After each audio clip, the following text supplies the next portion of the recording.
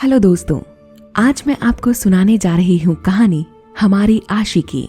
कोई कहता है काम, क्रोध, मोह और अहंकार से बचो। कोई कहता है या खुदा अपने बंदों को शैतान से पनाह दे। लेकिन भाई, हम तो कहते हैं कि अल्लाह मियाँ हमारे जैसे भोले आदमियों को चालाक दोस्तों से बचाए, क्योंकि बाकी बातों से बचने के उपाय जरूर हैं, परंतु इन दोस्तों से बचने के लिए जब तक अंदरूनी रोशनी ना हो कोई सूरत ही नहीं। मिसाल के तौर पर हमारी आप बीती हाजिर है। हमें तो यह बात ज़ाती तजर्बे से जाहिर हुई है, हमारा अपना एक्सपेरिमेंट है। अब भले ही हम यह कहने लगें कि हमारी अक्ल तरक्की करने लगी है, परंतु दोस्तों से डरते हैं अभी तक कि कमबख्त कहीं किसी नए पचड़े में न फंसा दे किसी रोज। बात यह हुई कि हमारे पड़ोस में हमारी बदकिस्मती से एक साहब कहीं से आ ठहरे। उन्होंने हमारे ही सामने वाला मकान किराए पर ले लिया। एक वो थे और एक उनकी श्रीमती जी, बस दो ही मियाँ बीवी थे। मियाँ तो जो थे सो थे, पर बीवी पर प्रकृति भी तुष्ट होकर रद्दी थी। बड़ी खूबसूरत, बड़ी रंगीन मिजाज, हंसमुख और नटखट थी वो। खिड़की पर बैठी देख लेते तो यही कहते कि चांद यहीं से निकला है। बड़ी बड़ी कटीली, रसीली, मद भरी आंखें, नोकदार पलकें, जी चाहता था कि शहीद हो जाएं, नयन बाण खाकर जख्मी कर लें अपने आप को।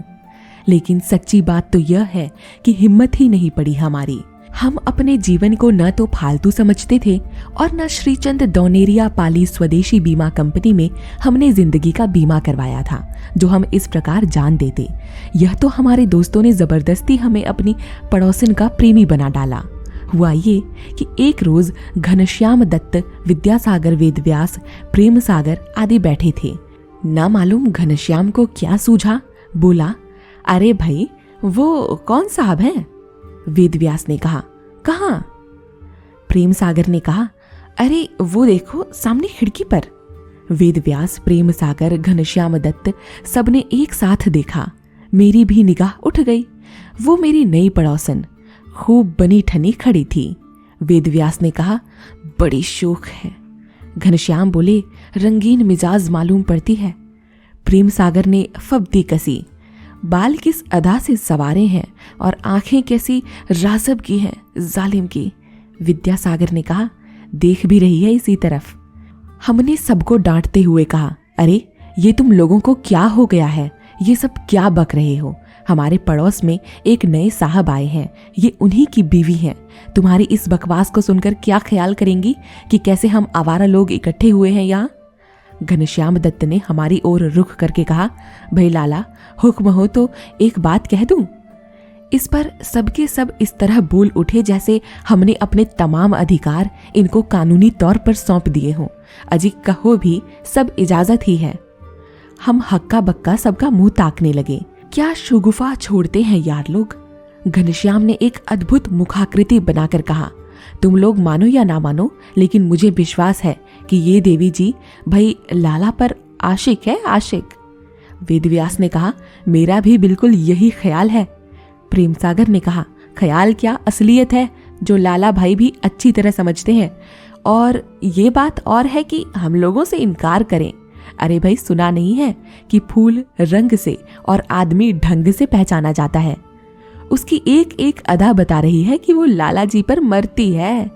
वेदव्यास ने कहा, भाई लाला जी के इनकार से क्या होता है, कभी इश्क और मुश्क भी छुपाए से छुप सकती है।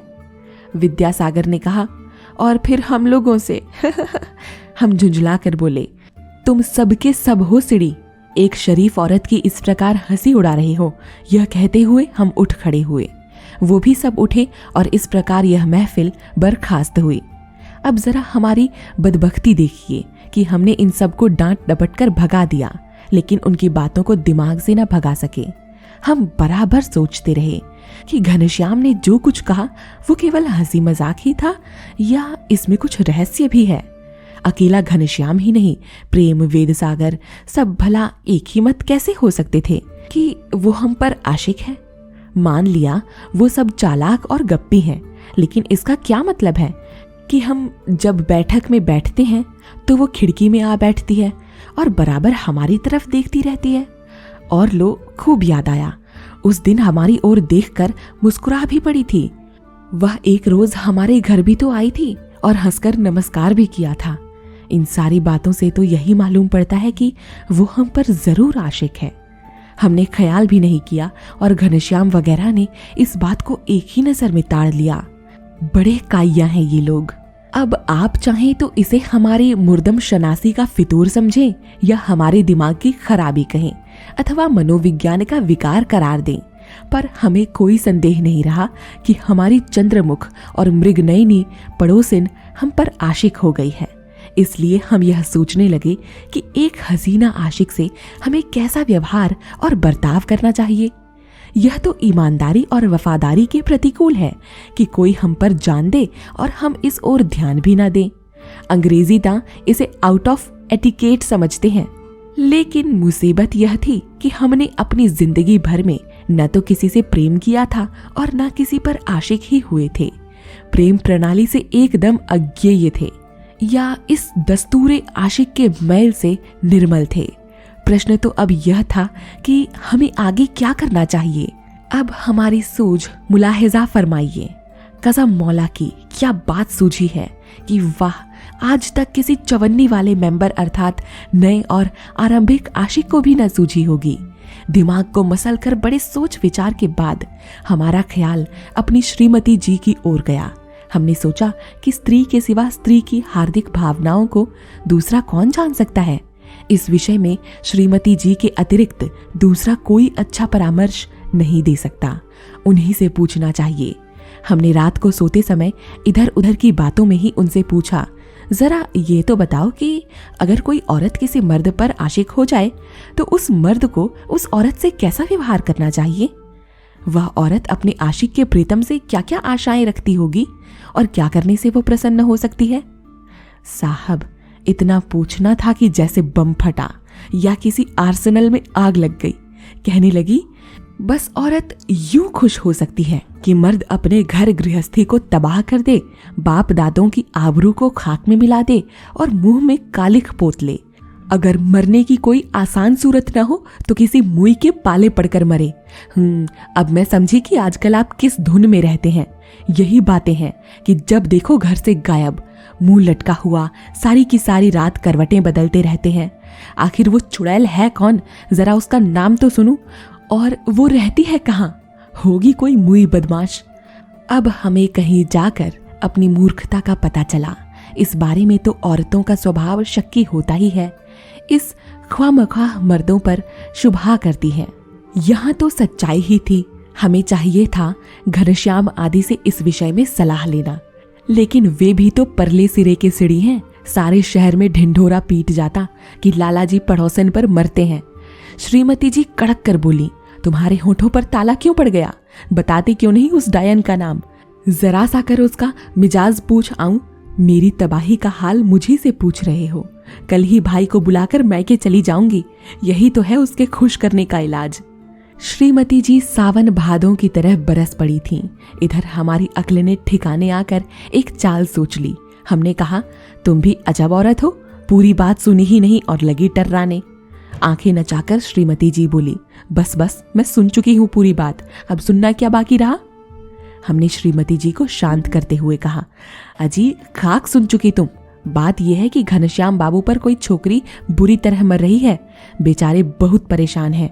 उन्होंने तंग आकर पूछा था कि उसका दिल किस तरह रखना चाहिए। साहब, चाल हमारी सदा सिंधु की साबित हुई। श्रीमती जी जरा नर्म होकर बोली, देखो मुझसे झूठ न बोलना, क्या सच घनश्याम बाबू ने पूछा है? दिल हमारा बढ़ चुका था। हमने कहा, तुम्हें इतने समझ नहीं है कि अगर हमारा जाति केस होता तो रह गई थी सलाहकार। तुमने कभी देखा भी है हमें बातों में हिस्सा लेते? श्रीमती जी बोली, अच्छा, सुबह ही जाऊंगी उनके और सारी बात पूछूंगी कि मामला क्या है। तुम कितना कहते हो? हमने घबरा कर कहा, खुदा के लिए ऐसा ना कर। आखिर घनश्याम क्या कहेगा कि हम इतने जनमुरीद कि उनकी प्राइवेट बात भी हमने तुमसे कह दी। हमेशा के लिए हम उसकी नजरों से गिर जाएंगे। फिर वो तुम ही से इकरार करेंगे। ऐसी बातों का भला कोई इकरार किया करता है? हाँ, हो सकता है कि कल उनको अपने साथ लाएं। तुम बातों बातों में सब पता लगा लेना। इस प्रकार मेरी पोजीशन भी खराब ना होगी और बात का पता लग जाएगा। फिर हम कहते हैं कि हम पर तुम्हारा संदेह निर्मूल है। हम ऐसे आदमी नहीं कि तुझे छोड़कर दूसरी स्त्री की ओर आंख उठाकर भी देखें। हमें सारी रात नींद नहीं आई। पड़ोसिन हम पर आशिक हो ना हो, पर हमें आशिकी की सजा मिल गई। कब सवेरा हो कि घनश्याम से बातें कहें कि अब हमारी इज्जत तुम्हारे हाथ है। सवेरा होते ही हम सीधे घनश्याम के पास पहुंचे। वह अब तक सो रहा था। हमने आवाज दी, वो उठकर बैठक में आया। हमें जरा घबराया हुआ देखकर वो स्वयं ही घबरा गया। बोला, कुशल तो है, इतनी सुबह कैसे? हमने रात की सारी बातचीत घनश्याम को सुना दी और कहा, भाई साहब, हमारी आबरू अब तुम्हारे हाथ है। तुम जानते हो ना हमारी श्रीमती जी की आदत, वो यहाँ से लेकर अपने मैके तक आग लगा देगी और हम कहीं मुंह दिखाने लायक भी न रहेंगे। घनश्याम ने सहृदयता भाव दर्शाते हुए कहा, फिर मुझसे क्या चाहते हो? जो कहो करने को तैयार हूं। बस अगर श्रीमती जी तुमसे पूछे तो कह देना कि हाँ, मेरा ही मामला है। बस इतनी सी बात। बस तुम निश्चिंत रहो, मैं मान जाऊंगा और भाभी को यकीन दिलाने के लिए एक लड़की की तस्वीर और चिट्ठी तक दिखा दूंगा। एक मित्र दूसरे मित्र के समय पर काम न आया और इतना भी कर न सका तो वह मित्र कैसा? हमने शुक्रिया अदा करते हुए कहा, तुम्हारे इस एहसान को जिंदगी भर न भूलेंगे। अच्छा घनश्याम, हमें तो यह बताओ यार कि हमारी वह पड़ोसिन क्या सचमुच हम पर आशिक है? तुम अपने दिल से क्यों नहीं पूछते? वो बस तुम्हें चाहती है और दिल से प्यार करती है, घनश्याम बोला।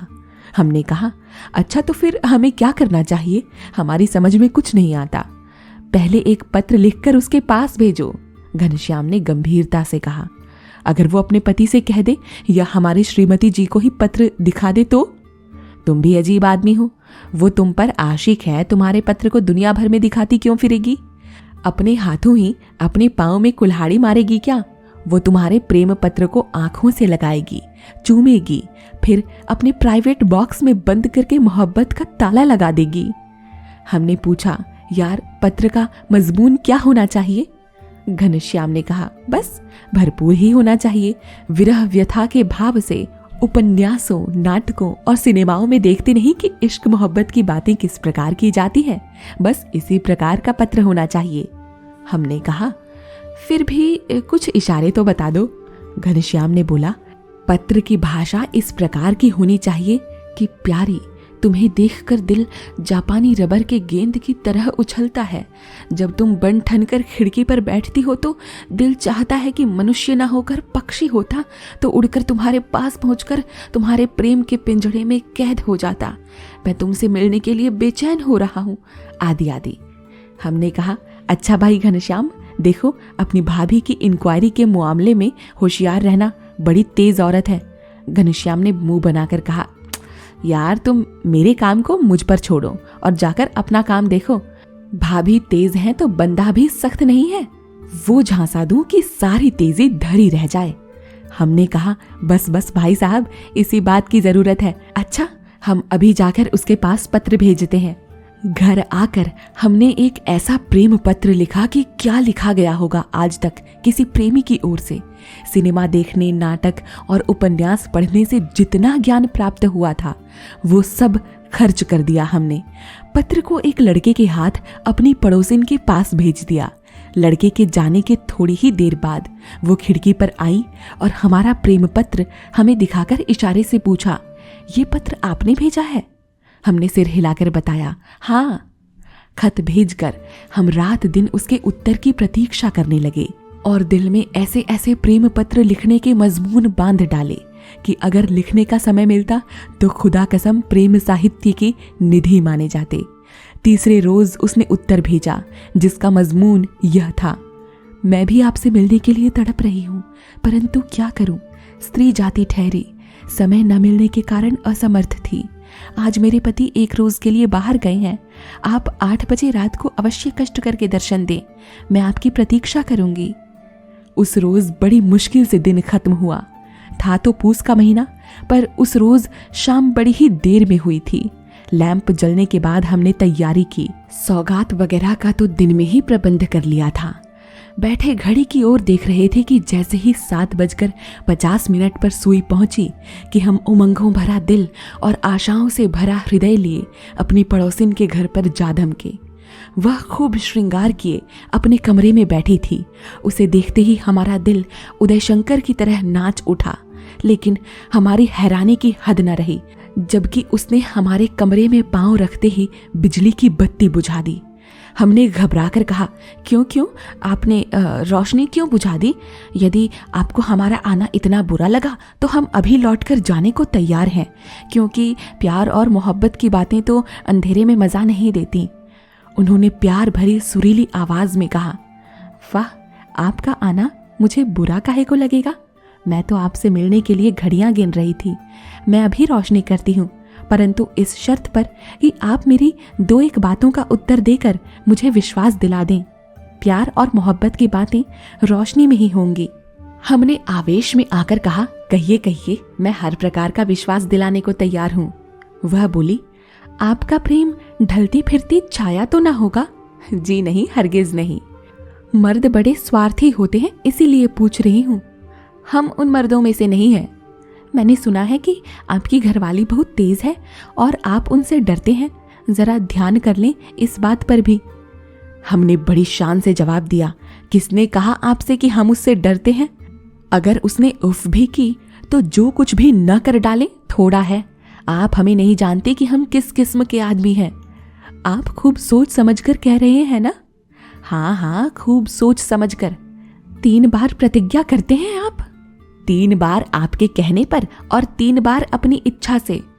मेरा हाथ पकड़कर कसम खाइए कि मेरी पत्नी मुझे छोड़ दे या मुझे वो छोड़नी पड़े, चाहे कुछ क्यों ना हो, मैं तो तुम्हें किसी प्रकार न छोड़ूंगा। हमने अंधेरे में हाथ बढ़ाकर उसका हाथ थामा। इतने में यकायेक बिजली जल उठी और साथ ही हम पर भी बिजली गिरी। हम क्या देखते हैं कि हम अपनी पड़ोसिन के कमरे में साक्षात अपनी श्रीमती जी का हाथ थामे खड़े थे, अजीब बौखलाहट के आलम में। अब आप स्वयं अनुमान कर लें, हमारे मुंह से हमारी दुर्दशा सुनकर क्या करेंगे। हाँ, एक बात बतलाए देते हैं कि लैंप जलने के साथ जहां हमारी रूह कांप रही थी, वहां पास के कमरे में वे भले मानुस सबके सब ठहाका मारकर हंस रहे थे।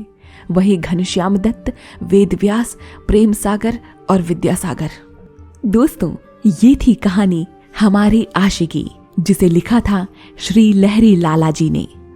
ऐसे ही और कहानियों के लिए हमारे चैनल को सब्सक्राइब करें और वीडियो को लाइक करें। मिलूंगी एक नई कहानी के साथ, तब तक के लिए बाय बाय।